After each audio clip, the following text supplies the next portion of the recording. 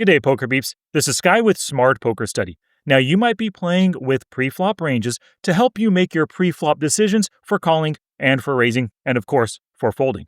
Now, you might have gotten these ranges from someone like me, a different coach, maybe you even created your own ranges. But there are plenty of reasons to stray outside of the ranges because the ranges are kind of limiting. They only know very few aspects of the game that you're currently playing. Let's get into it. Gambate! Mukalaka hiki, come on, you want to lay me? Pass the point, mahalo. Go. Now, whether you're using my Kiss cash game ranges from another coach, some GTO created ranges, I highly recommend that you do not follow ranges blindly. It's because ranges are super limited in what they know about the situation that you're currently in. If you think about it, ranges only know your position and your opponent's position. For example, maybe you're in the cutoff, and your ranges tell you that versus an early position open raise, you should be calling with jacks through fives and some other Broadway and stronger type hands. Well, literally that is all the ranges know. It knows your position and the open raiser's position. The ranges do not know the player types involved, so they don't know who that open raiser is. Is he a tight aggressive player? Is he a loose aggressive? Is he a maniac? Is he a fish? Did he only open raise to 2 big blinds, or did he make it 5 big blinds? Also, they don't know the stack sizes involved. Your open raiser could have started with just 20 big blinds or 200 big blinds, and you yourself have 200 big blinds.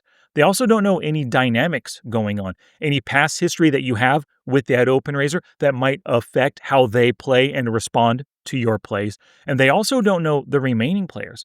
EP opened, MP folded, you in the cutoff, you might call with your pocket jacks, but what about the button, the small blind, and the big blind player?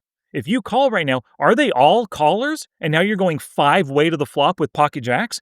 Or would you rather 3-bet with those pocket jacks instead? So poker ranges are definitely limiting. That's why you have to allow yourself to stray outside of ranges. Now, when it comes to straying outside of your ranges, let's first talk about widening your ranges, playing more hands. Now, you're going to generally do it as the raising player, raising with a wider range, or maybe calling with a wider range as well. When it comes to raising with a wider range, if they can find a fold, like your opponent's in the blinds, or maybe that open raiser, if he can find a fold a lot versus your 3-bet or your open raise, or maybe they call with very wide ranges, go ahead and open raise a little bit wider as well. Isolate those weaker players who call a lot, or potentially earn more pots with a simple raise because they fold so often. The next reason to raise more is that you can isolate those weak players, maybe somebody as a limper or as a blind. Let's imagine somebody limps in the early position, and you would generally ISO raise with like 10 jack suited, maybe. But then you look around at the remaining players, they're likely to fold if you make it 5 or even 6 big blinds, and that limper is super weak. Let's go a little bit wider. Let's ISO raise with 10-9, 10-8, 10-7 suited. Especially if you know that limper has a lot of post-flop weaknesses, go ahead and do it. You want that limper to themselves. They make post-flop mistakes. You can capitalize on those mistakes. And you can do it more often when you raise with wider ranges to isolate them. Maybe you have position and they are exploitable. You know that big blind player. You know that he's the most likely caller when you're about to open raise in the cutoff, but he folds 88% on the flop. Holy cow, let's open raise with 10-7, 10-6 suited in the cutoff, especially if that button player isn't a 3-better and the small blind player isn't a 3-better as well. You isolate that big blind player, the most likely player to call, and you know he's got that easy post-flop weakness. So far, he's been checking and then folding to c-bets 88% of the time. Let's isolate him. Also, increase your raising range if you want to take control of the hand. Once again, somebody open raises, but you know that they're honest versus c-bets, and they're probably not going to come back over the top with a 4-bet unless they have some of the best hands. You can 3-bet them. Just make it a min 3-bet. They open raise to 3, make it 5 big blinds, see the flop, they check, you c-bet, and they fold. Taking control of the hand, especially if they have post-flop weaknesses like honest streets, flops, or turns that you can bet and get them to fold, really good reason to increase your raising range. Now, when it comes to widening your calling ranges, first off, maybe you want to see flops versus the fish, but they don't fold versus ISO raises, right? So that limper limped in the cutoff, and you have a 10-7 suited. Generally, if he can fold pre-flop or post-flop, you would want to ISO raise him. But Maybe he doesn't like to fold pre-flop, nor on the flop, nor on the turn. You only have a 10-7 suited. Why bloat the pot? Why raise it right now? Why not just limp behind and let's see the flop in position? Maybe you're in the cutoff or the button versus that fish. Let's take him post-flop with a post-flop playable hand, a hand that's generally outside of your calling ranges. And maybe your ranges, like the kiss ranges, don't have any limping hands contained within the range at all. Yeah, totally. A limp is outside of the ranges, but you have a very good reason to do so. Maybe to widen your calling range. They have post-flop weaknesses that you can exploit. An open raiser out of the cutoff. Open raises, obviously. You decide to call on the button. But before you click call, doesn't matter what your hand is. Jack 6 suited, King 3 suited, Ace 4 offsuit.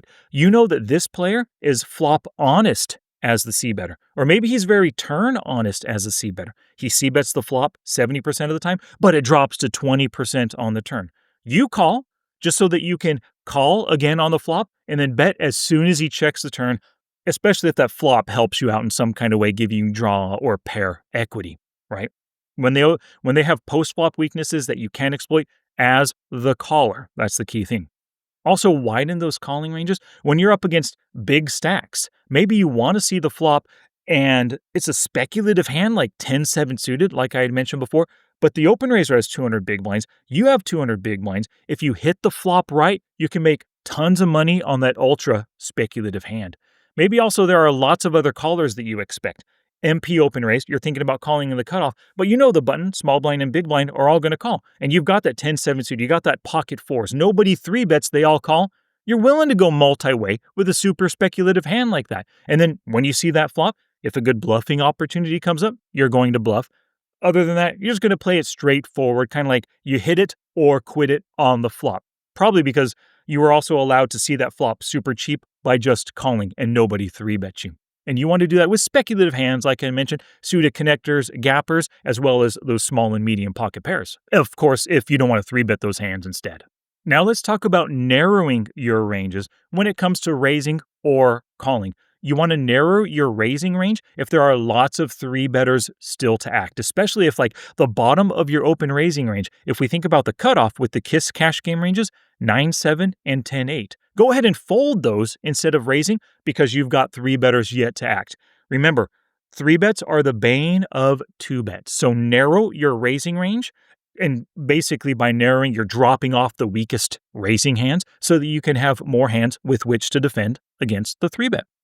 Also, narrow your raising range if there are non-folders still to act. Maybe you're in the cutoff and you're thinking about the 9-7 or the 10-8 suited, but the button, the small blind, and the big blind all decide to call. You can't really steal the pot right now, and you don't really want to put yourself in a spot because none of them have good post-flop honest streets. It's going to be hard to barrel bluff them off because they're sticklers pre-flop and post-flop. Maybe just skip the hand. Just fold and wait for something better to come along so that you can tackle those non-folding calling stations. Now, when it comes to narrowing your calling range, if you have lots of 3-betters still to act, because once again, 3-bets are the bane of 2-bets, they're also the bane of 2-bet callers. And this happens all the time. Somebody open raises and you decide to call, that sends a message to all the aggressive players that, holy cow, that caller is weak. He's a loose aggressive. He's a tight aggressive player. He's 3-bet in the past. He would be 3-betting with pocket jacks, queens, kings, aces, ace, king. His call says he doesn't have that. I have a great 3-bet squeezing opportunity. They open, you call, they 3-bet because of your weakness. Boom, it folds around to you. You give up the pot. They picked up an easy 6 big blind pot because you decided to call. You want to avoid that for sure. So call less often with 3-betters still to act.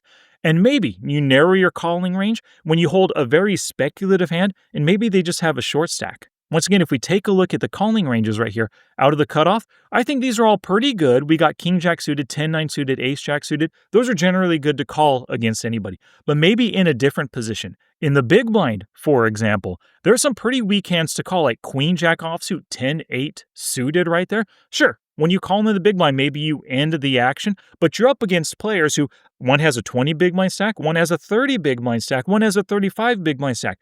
There's really not enough to try to play for with a speculative 10-8 suited kind of hand. Go ahead and fold those, avoid that situation, watch what happens. Those are all great fish, right? A 25, a 30, and a 35 big blind stack. Those are awesome ones. Stay at the table, but just look for a better opportunity with a better hand to tackle those short stacks.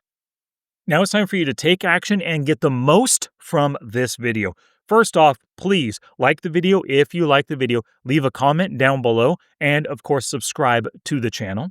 Next off here, before any pre-flop play, when you're using your ranges in your next cash game session, consider more than just your hand and your position. You really need to think about the open raising player or the players left to act, the dynamics of the table, what's been going on, what is your image in their eyes, what's your image of them, how are they going to respond to your open raise, to your 3-bet, to your call. Also, ask yourself, what is the best way to play my hand to exploit my opponents? Now, this is a great thing that happened the other day. It really highlights the importance of this question that you can ask yourself. One of my students, we were doing a review session one-on-one, and we were looking through his hands, and I saw a hand where he just called in the cutoff. And when we reviewed the hand, the open raiser in the EP was a crazy aggressive player, like a 42/25, something like that. And then he open raised, the MP folded, and then my student called in the cutoff. I said, "Why did you call?" And he said, "Sky, your cash game ranges say to call with pocket jacks." And I said, "Whoa, just because the ranges tell you to do that doesn't mean you have to do that. Think about your opponent. What's the best way to play those pocket jacks to exploit that loose, aggressive open raiser? He makes a 3 and you just call. He probably has such an aggressive player, even in the EP under the gun, he might have a 30-35% open raising range. You're letting him see the flop at his own price when you hold the 4th best hand of pocket jacks. You have to be 3-betting those players. Now, if he's an ultra tight player, he's an 8-8 player who only open raises or maybe has never open raised in the under the gun, sure, just call with your pocket jacks and let's see no ace, king, queen on the flop. But take your opponent into account. This is a key thing. What's the best way to exploit my opponent, given my hand, given the positions, given all the other factors? Also, if you ever come across a situation and you look down to those pocket jacks in the cutoff after an EP open raises, and you think to yourself, oh, well, the ranges say to call, but I think I'd rather raise. Go ahead and do it. If your gut is telling you right now that you should be making a different play with your hand, whether it's raising instead of calling, calling instead of raising, folding instead of calling, just make the play. You're probably making the right thing. Something in your gut is telling you this situation is hinky. The ranges might be wrong based on some other factors. Let me fold. Let me tag the hand. I'll review it later and figure out what the best play actually would have been. Alrighty, thank you so much for watching. Good luck using your ranges and deviating from the ranges in your upcoming sessions. I'll see you in the next video.